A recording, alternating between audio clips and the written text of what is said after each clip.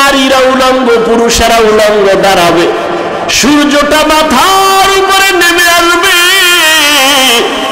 সূর্যের গরমে জমিনটা তামা হয়ে যাবে, নাফরমানদের মাথার মগজগুলো ভাতের মারের মতো ফুটতে থাকবে, ওদিকে জাহান্নামের আওয়াজ, জাহান্নাম চিৎকার দিয়া বলবে ও দয়ার মালিক বেনামাজি গুলো কই, নাফরমান গুনাহগার গুলো আমার পেটে দাও। নবী বলেন ওদিকে আমার আল্লাহ রাগান্বিত আওয়াজ দিয়া ফেলবেন, কুদরতের আওয়াজ দিবেন, বড় ভয়ঙ্কর আওয়াজ, লিমানিল মুলকুল ইয়াউম লিল্লাহিল ওয়াহিদুল কাহ্হার। নবীজি বলেন আমার আল্লাহ এতটা রাগান্বিত কুদরতের আওয়াজ দিবেন যে হাসরের ময়দানটা থরথর করে কেঁপে উঠবে, জাহান্নামের আওয়াজ, এমন অবস্থা হবে যে নবীদের কোনো গুনাহ নাই, সে নবীরাও কান্না শুরু করবেন। আদম আলাইহিস সালাম কান্না করবেন, মুসা নবী কাঁদবেন, ঈসা নবী কান্না করবেন, ইব্রাহিম নবী কান্না করবেন, নূহ নবী কান্না করবেন। উম্মতেরা পাগলের মতো দৌড়াবে, কোথায় যাবে একটু পরিত্রাণ পাওয়ার জন্য। আদম নবীও বলবে আমি পারবো না, যাও, কোন উম্মতের সুপারিশ করতে পারবো না। মুসা নবীও তাড়ায় দিবেন, ঈসা নবী তাড়ায় দিবেন। সর্বশেষ রহমতের নবী বলেন আয়েশা উম্মতেরা পাগলের মতো হয়ে যাবে, এক পর্যায়ে তারা আমি মুহাম্মদের তালাশ করতে থাকবে। আম্মা জান বলেন ইয়া রাসূলুল্লাহ উম্মতেরা ওই কঠিন সময় আপনাকে কোথায় পাবে? মায়ার নবী কাঁদেন আর বলেন আয়েশা ওই কঠিন সময় আমি একমাত্র আমার রবের সামনে সিজদায় পড়ে মাকামে মাহমুদে কান্না শুরু করব। মুসা নবী কাঁদবেন নিজের জন্য, ঈসা নবী কান্না করবেন নিজের চিন্তায়, আদম নবী কাঁদবেন নিজের চিন্তায়, আর আমি মুহাম্মদ কান্না করব, একবারও বলবো না আমার কথা, আমি বারবার বলবো আমার উম্মতের কি উপায়। আমি আমার মাওলাকে বলবো আল্লাহ আমার উম্মতের খবর কি,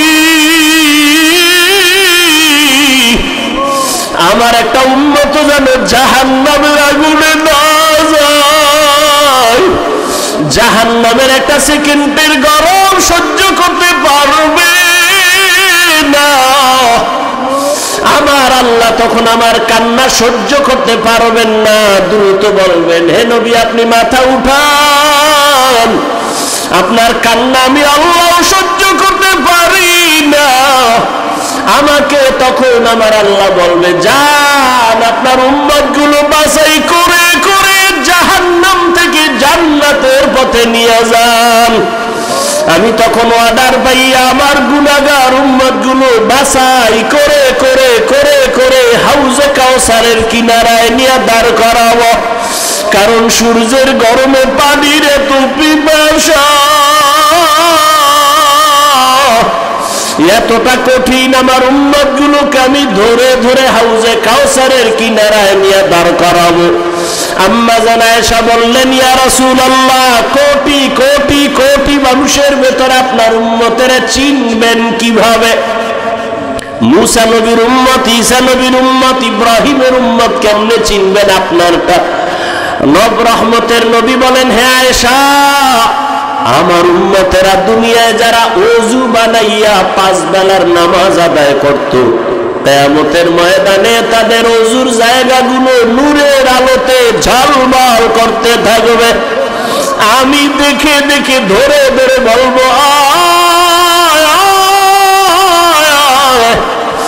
আমার উম্মতেরা হাউজে কাউসারের পানি আমার হাতে পান করে যাও। হাউজে কাউসারের গোড়ায় আমি নিজে পেয়ালা ভরে ভরে পানি দিব, আর উম্মতেরা পান করবে।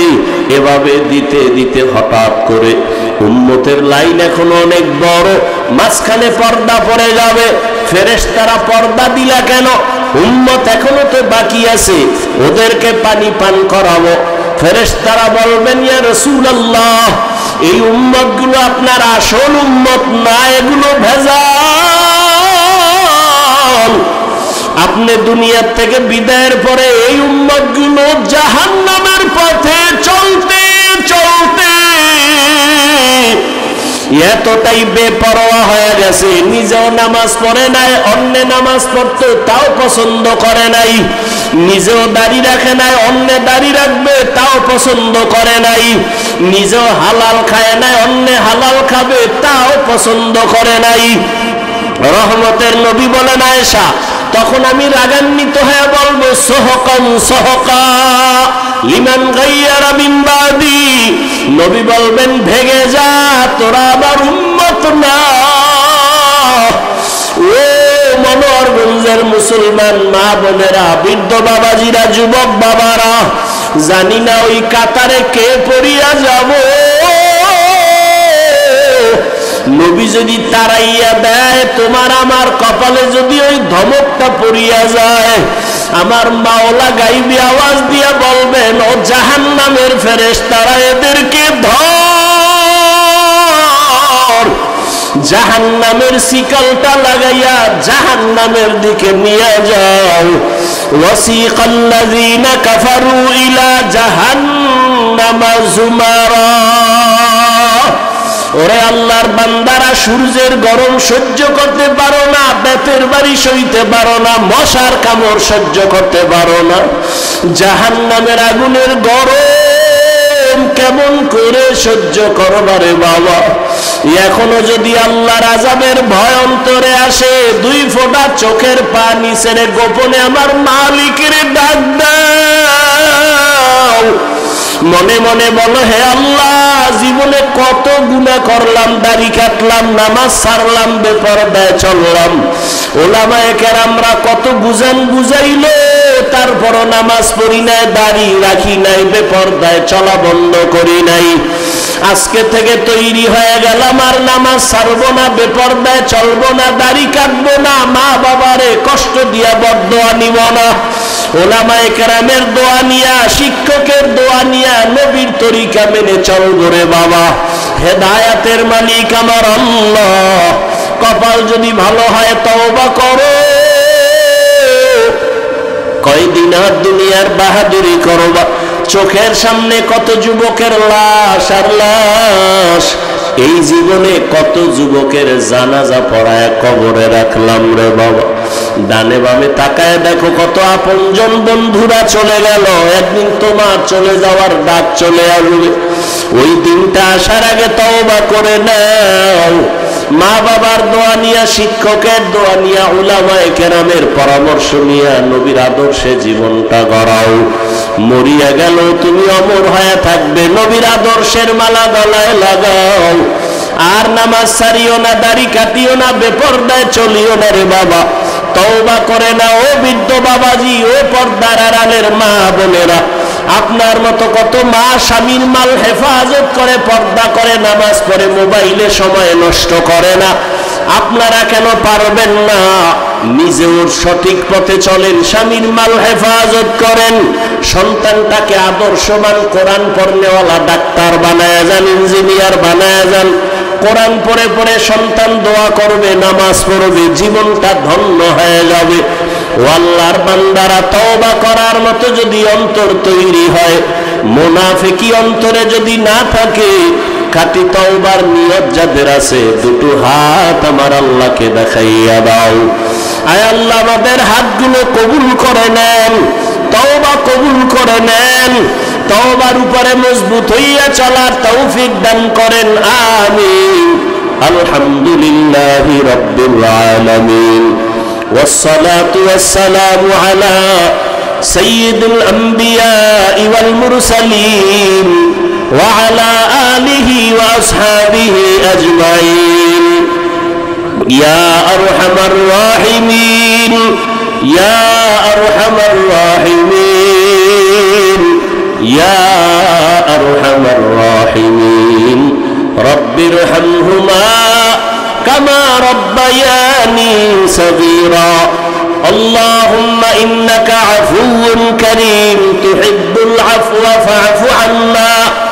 اللهم إنا نسألك رضاك والجنة ونعوذ بك بك من سخطك والنار اللهم إنا نعوذ بك من البرص والجنون والجذام وسيء الأسقام اللهم اجعلني في عيني صغيرا وفي أعين الناس كبيرا ربنا ظلمنا أنفسنا وإن لم تغفر لنا وترحمنا لنكونن من الخاسرين ربنا لا تزغ قلوبنا بعد إذ هديتنا وهب لنا من لدنك رحمة إنك أنت الوهاب উদয়ের মালিক কুদরতের নজর দিয়ে দেখেন উলামায়ে কেরাম মুরব্বি হাজী সাহেব কত ব্যবসায়ী চাকরিজীবী পর্দার আড়ালের মা বোনেরা যুবক ছাত্র বাবারা গুনার বোঝা নিয়ে হাজির তওবার নিয়তে হাত তুলেছি রে আল্লাহ আর গুনাহ করব না আর নাফরমানি করব না গুনার কারণে আমার হাত না পাক আমার চোখ না পাক আমার জিহ্বা না পাক আমার অন্তর না পাক শয়তানের ধোঁকায় পড়ে অন্যায় করেছি দয়া করে ক্ষমা চাই আর গুনাহ করব না রে আল্লাহ গুনাহ নিয়ে কবরে যেতে চাই না জাহান্নামের গরম সহ্য করতে পারবো না রে আল্লাহ আয় আল্লাহ আমরা আপনার আদরের নবীর উম্মত মেহেরবানি করে আমাদের সকলের জীবনের গুনাহগুলো মাফ করে দেন আয় আল্লাহ সুন্নাতওয়ালা জিন্দেগি দান করেন আয় আল্লাহ নবীজির রওজা মুবারকে গিয়ে সালাম দেওয়ার তৌফিক দান করেন আয় আল্লাহ বাইতুল্লাহর গিলাফ ধরে লাব্বাইক বলার তৌফিক দান করেন আয় আল্লাহ মাহফিল কবুল করে নেন আয়োজনকারী সহযোগিতাকারীদের কবুল করে নেন সারা দুনিয়াবাসীকে মাফ করে দেন ফিলিস্তিনের মুসলমানের কান্নার আওয়াজ